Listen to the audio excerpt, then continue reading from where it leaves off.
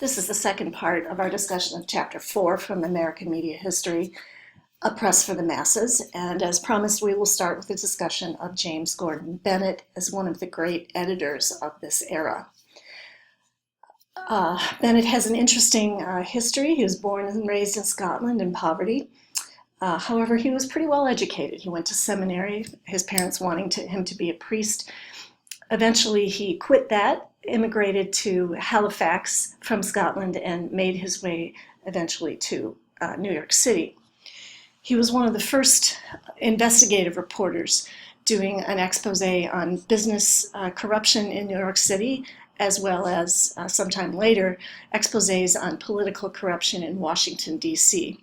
So he was well educated, and he had a lot of experience as a journalist by the time he came to New York and went to work for the New York Courier, which eventually became the New York Enquirer.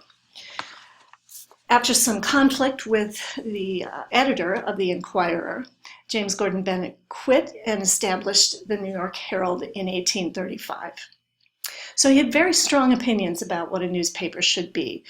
As I said, he's a voice of the common man, being a Jacksonian. And he was a politician hater. So his newspaper was critical of everyone, every politician. So the quote I have here is, "The age of politicians is past and gone. We're at the beginning of a new period in which all contests shall be decided by the independent press, guided only by national instincts." So I hope you can see what a huge contrast this is from the partisan press of the Revolution and post-Revolution period. Politicians are gone. Previously, the only newspapers around were owned by or operated on behalf of politicians and political parties. Bennett and, of course, Benjamin Day before him saw a need and made a huge break from that model. In fact, Bennett is credited with the origin of the Fourth Estate, considering the press to be a fourth branch of the government. It's not, of course, included in our Constitution as a branch of government, which includes the executive, judicial, and legislative branches.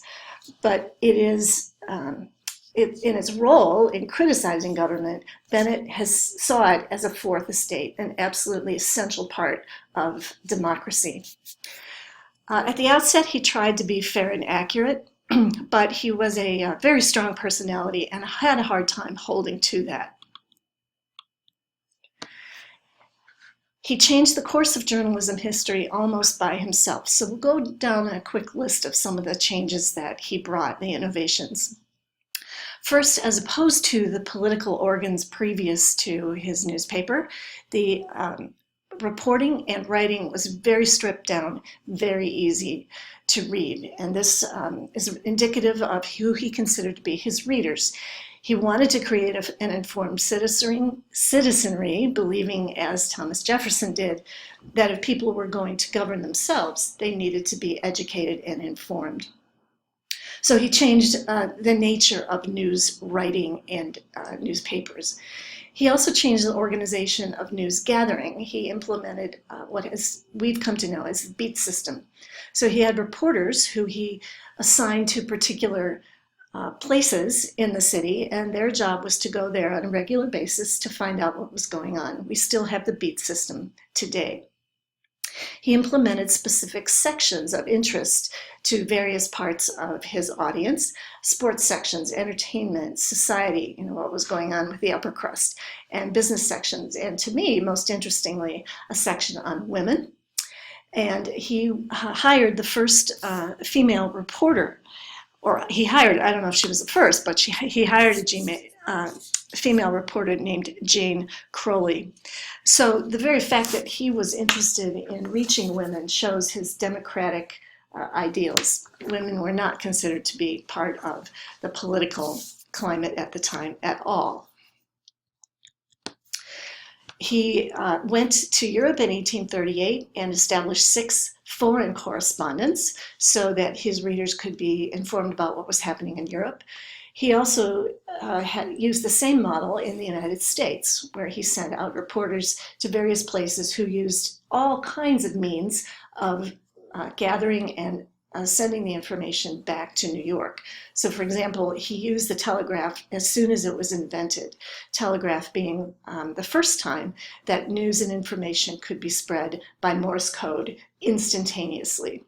So the telegraph, he used packet boats, small boats that went out to meet the large steamers coming from around the world to find out what the news was before they even docked. He used the Pony Express, he used carrier pigeons, any possible way he could think of to get the news first and fast. He did use his newspaper as his own mouthpiece, his own politics. He was not a politician, but he tried very hard to influence political thinking at the time. He wrote very harsh and disrespectful editorials about politicians as well as the business world. As a Jacksonian, he took the side of the weak, the people who were the have-nots. And in addition, he provided an interesting service for the have-nots. He invented the idea of personal advertisements where someone could buy a small ad in the newspaper sending a message to someone else, and then they could respond back through the newspaper. So kind of an early Facebook situation, if you will. The Herald was absolutely despised by other editors.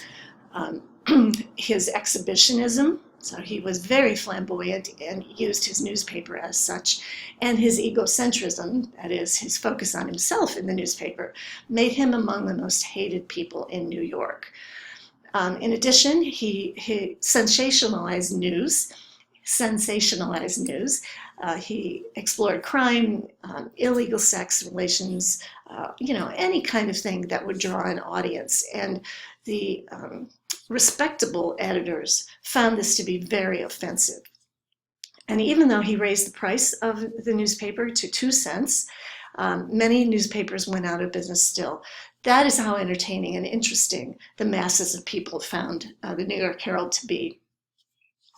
But he wouldn't succumb to any contemporary moral standards or refusing to talk about, shirts and using terms that people found to be inappropriate and insulting. He went right in their faces and talked about things that otherwise would not have been talked about. So this is why it's called, in retrospect, the moral war that James Gordon Bennett was waging. The other editors, over a period of a year, collectively attacked Bennett. And I just thought some of these phrases are, we just have to go through them. They're so funny. Daring infidel, habitual liar, venal wretch, turkey buzzard, rascal, polluter of the press, pestilential scoundrel, and the prince of darkness. Well, he reveled in this attention. He wasn't upset about being reviled at all. He announced his engagement and marriage on the front page of his newspaper and, in fact, sent back reports daily from his honeymoon in Niagara Falls. So he was quite a flamboyant editor. His newspaper made a great splash for many years. But what's interesting is that while he was influential with respect to the masses and entertaining people, they did not follow his politics or his morality.